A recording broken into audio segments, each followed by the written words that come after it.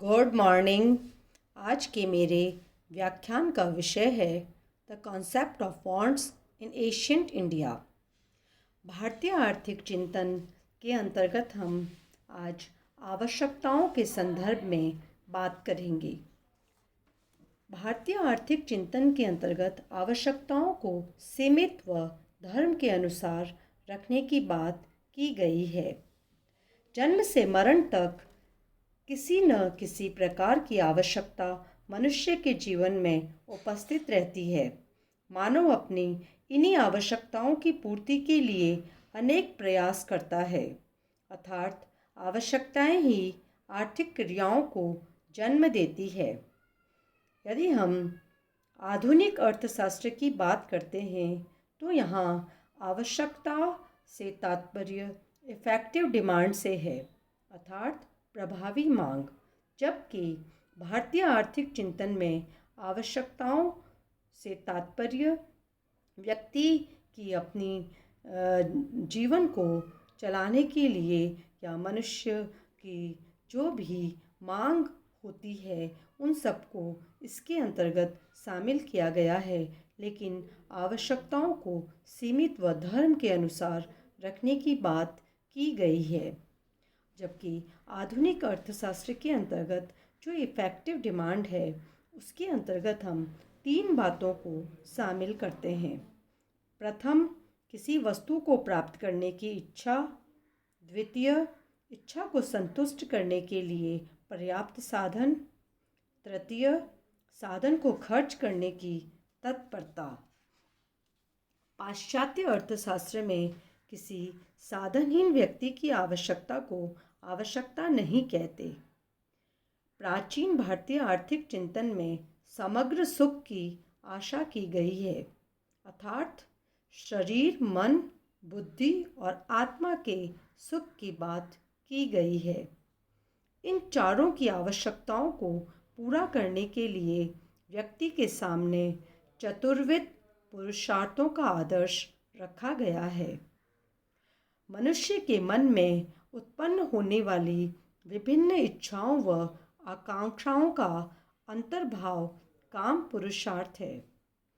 काम पुरुषार्थ की प्राप्ति के लिए मनुष्य निरंतर आर्थिक क्रियाओं में संलग्न रहता है।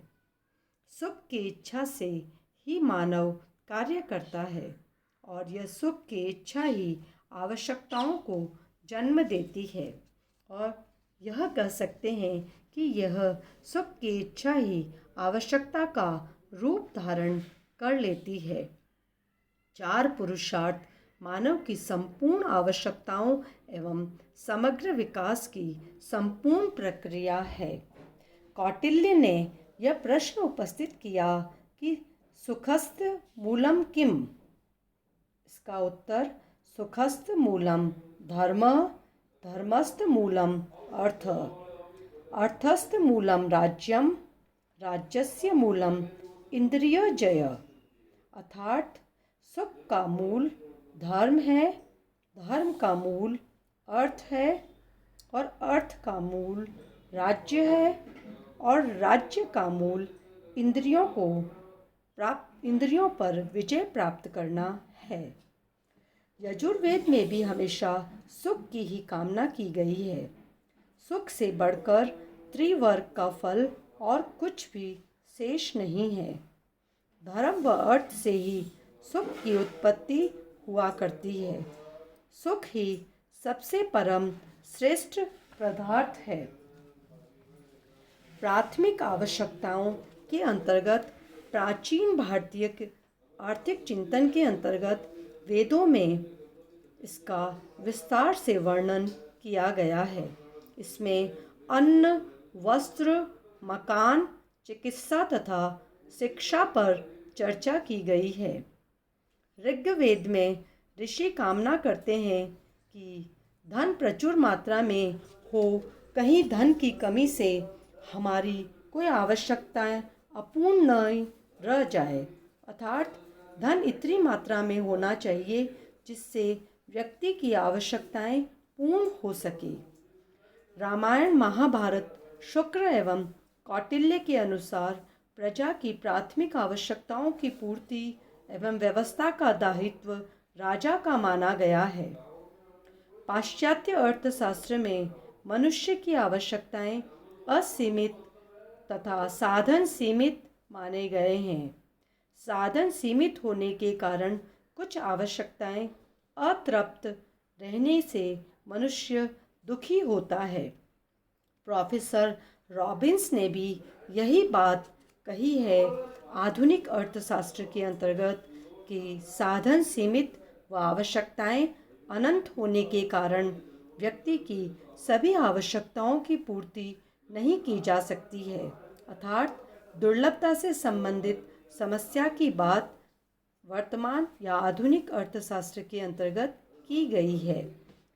प्राचीन अर्थशास्त्र के अंतर्गत ईशोपनिषद में कहा गया है कि अज्ञानी मनुष्य अधिक आवश्यकताएं रखते हैं। कठोपनिषद कहता है कि कोई मनुष्य कितना ही धन प्राप्त कर ले, कभी उस धन से तृप्त नहीं हो सकता। जिस प्रकार भोजन से पेट भर जाता है, फिर भी खाने की इच्छा बनी रहती है, धन मनुष्य की आवश्यकता न होकर तृष्णा है, जो कभी भी पूर्ण नहीं होती। सद्गुण से ज्ञान उत्पन्न होता है, रजोगुण से लोभ, तमोगुण से प्रमाद और मोह और अज्ञान। निरंतर बढ़ती आवश्यकताओं के पूर्ण न होने के कारण मनुष्य को दुख होता है। महात्मा वशिष्ठ ने तृष्णा को ही सब दुखों का मूल और अधर्म की जड़ बताया है।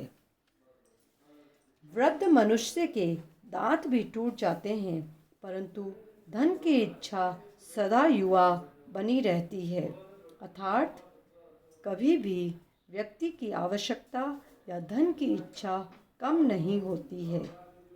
धन की लालसा से मनुष्य सुख लाभ नहीं प्राप्त करता है और धनवान होकर भी यदि वह धन प्राप्त कर लेता है, धनवान हो जाता है, तो फिर राज्य की इच्छा प्राप्त करता है।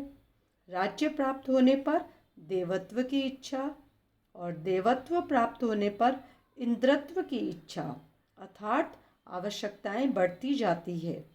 अग्नि में घी की भांति, अर्थात तृष्णा के समान कोई दुख नहीं, त्याग के समान कोई सुख नहीं। संसार में कोई द्रव्य नहीं जो मनुष्य की आवश्यकताओं का पेट भर सके। आवश्यकताएं असीमित ही नहीं होती, वरन एक पूर्ण होती है तो दूसरी उत्पन्न हो जाती है, अर्थात आवश्यकता कभी भी खत्म नहीं होती है। वेद आवश्यकता विहीनता की बात नहीं करते, वे सही जीवन की संस्कृति अपनाने का उपदेश देते हैं। आवश्यकताओं की पूर्ति यानी कि अधिकतम संतुष्टि। आवश्यकताओं की पूर्ति होने पर मनुष्य को अधिकतम संतुष्टि प्राप्त होती है। ऋग्वेद में ऋषि कहते हैं कि देवगण हमें पुत्रादि से युक्त धन दे। धन द्वारा हमें प्रसिद्धि प्राप्त हो। वस्तुओं के उपभोग से यह लोक और पारलौकिक सुखों तथा प्रसन्नता प्राप्त होने वाले पदार्थ अनुकूल हो, अर्थात इंद्रिय संबंधी सब सुखों का उपभोग कर संतुष्ट रहने की कामना की गई है। प्राचीन भारतीय चिंतन में प्रचुर धन की कामना शास्त्रों में की गई, क्योंकि दरिद्रता से आवश्यकताओं की पूर्ति संभव नहीं होती है। यदि हम आवश्यकताओं को सीमित रखने की बात करते हैं तो इससे आर्थिक क्रियाएं प्रभावित होती है। पंडित लोग संतोष को ही परम धन मानते हैं। हितोपदेश में भी कहा गया है कि संतोष रूपी अमृत से तृप्त और शांत चित्त वालों को जो सुख मिलता है वह धन के लोभी को प्राप्त नहीं होता है। वर्तमान समय में जे.के. मेहता ने भी आवश्यकताओं को सीमित रखने या आवश्यकता विहीनता की बात की है। और यदि हम महात्मा गांधी की बात करते हैं तो उन्होंने भी सादा जीवन, उच्च विचार व आवश्यकताओं को कम करने की बात की थी। अर्थात निष्कर्ष रूप से हम यह कह सकते हैं कि प्राचीन भारतीय आर्थिक चिंतन में आवश्यकताओं को सीमित रखने की बात कही गई है, परंतु आवश्यकताएं ही आर्थिक क्रियाओं को जन्म देती है। इसलिए वर्तमान युग में यदि हम आवश्यकताओं को सीमित रखने की बात करते हैं तो इससे आर्थिक क्रियाएं प्रभावित होती है और आर्थिक विकास पर भी इसका प्रभाव पड़ता है।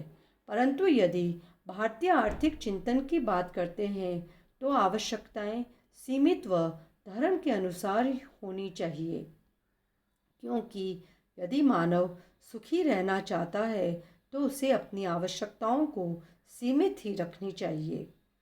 और सुख से बढ़कर इस दुनिया में कुछ भी नहीं है। धन्यवाद। Thank you.